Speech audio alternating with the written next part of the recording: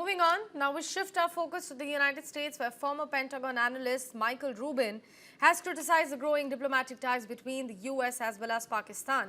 And in fact, he has described Pakistan as a quote-unquote rogue state after the nation's Army General Asim Munir issued a nuclear threat from the American soil. Rubin described the behavior as something which is completely unacceptable and compared Munir's rhetoric to statements made by Osama Bin Laden and also ISIS. He went ahead and called Munir as Bin Laden in a suit. Rubin criticized Donald Trump's intention of trying to bring peace but not focusing on the quality of peace, saying that Trump does not understand that a bad peace deal could actually advance a war. Americans look at terrorism through the lens of grievance. They believe that a grievance can be addressed with a diplomatic formula, a combination of bribes and concessions and so forth. They don't understand the ideological underpinnings of many terrorists. Asim Munir is Osama Bin Laden in a suit. The fact of the matter is, there is no amount of concession that can be given to Pakistan that is going to change the ideology of Asim Munir or the Pakistani elite which he represents. This is why I'm saying that Pakistan is playing a very dangerous game. And while it may sound radical, the fact that Pakistan is now threatening half the world with nuclear weapons, it's threatening to blow up Indian dams and so forth, is an indication that Pakistan has lost its right to be a legitimate state on the international stage. Now, Rubin painted a broader picture of regional instability, suggesting that Pakistan's nuclear threats could provide cover for terrorist elements to go rogue with nuclear weapons.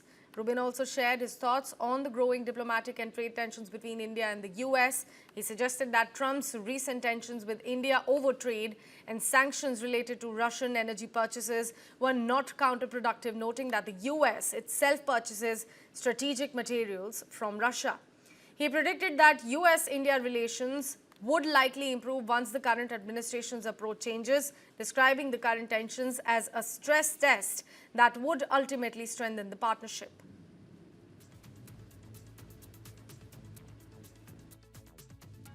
Well, first of all, Donald Trump is a businessman. And not just a businessman, he's a real estate mogul. So he's used to the horse trading and the back and forth. Morality doesn't come into play. Ideology doesn't come into play. This is what we need to understand right now when Donald Trump talks about making peace.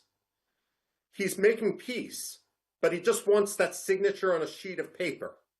He doesn't, excuse me, he just wants that signature on a sheet of paper. He doesn't care about the quality of peace. The United States purchases uranium hexafluoride from Russia and other strategic minerals from Russia.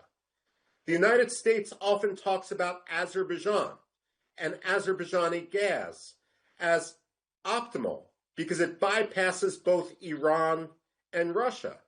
But if you actually look at Azerbaijan, much of the gas that goes through their pipelines is Russian or Iranian, and the Americans are purchasing it. So someone needs to tell Donald Trump that he's being a hypocrite here, and India is right to stand up for its rights and not to cower. In fact, I do believe that Donald Trump, once he is gone, that U.S.-India relations will improve.